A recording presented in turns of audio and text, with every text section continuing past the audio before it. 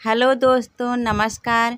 मैं आज अपने जौनपुर ज़िला की विशेषता के बारे में कजरी के माध्यम से एक गीत सुनाने जा रही हूँ। आप लोगों को वीडियो अच्छा लगे तो वीडियो को लाइक करें, शेयर करें और चैनल पे नए हैं तो चैनल को सब्सक्राइब करें।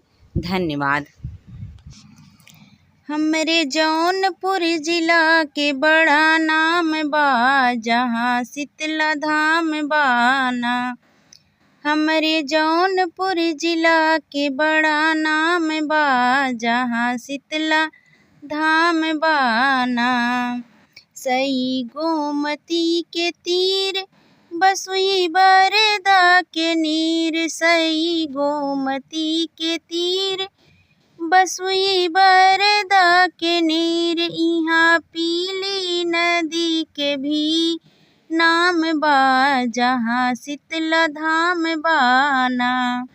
इहाँ पीली नदी के भी नाम बा, जहाँ शीतला धाम बाना। हमरे जौनपुर जिला के बड़ा नाम बा, जहाँ शीतला धाम बाना। हमरे जौनपुर जिला के बड़ा नाम बा, जहाँ शीतला धाम बाना। सिराज हिंद है उपनाम, अटाला आलीशान है। सिराज हिंद है उपनाम, है अटाला आलीशान। सदा देख शाही पुल पर दुकान बा, जहाँ शीतला धाम बाना। सदा देख शाही पुल पर दुकान बा, जहाँ शीतला धाम बाना। हमरे जौनपुर जिला के बड़ा नाम बा, जहाँ शीतला धाम बाना। हमरे जौनपुर जिला के बड़ा नाम बा, जहाँ शीतला धाम बाना। हमरे जौनपुर जिला के बड़ा नाम बा, जहाँ शीतला धाम बाना। जौनपुर के मूलियौ इमरती, धन्य है यहाँ की धरती। जौनपुर के मूली और इमरती, धन्य है यहाँ की धरती। महक वाला इत्र बड़ा सरनाम बा, जहाँ शीतला धाम बाना। महक वाला इत्र बड़ा सन्नाम बा, जहाँ शीतला धाम बाना।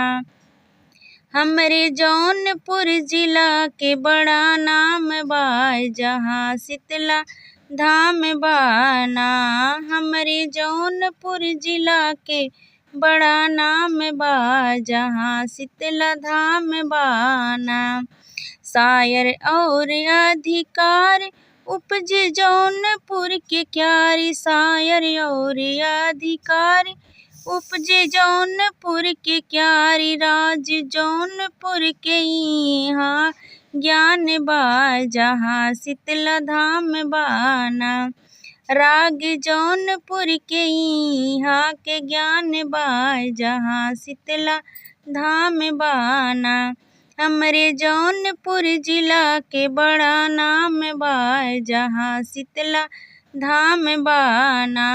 हमरे जौनपुर जिला के बड़ा नाम बा, जहाँ शीतला धाम बाना।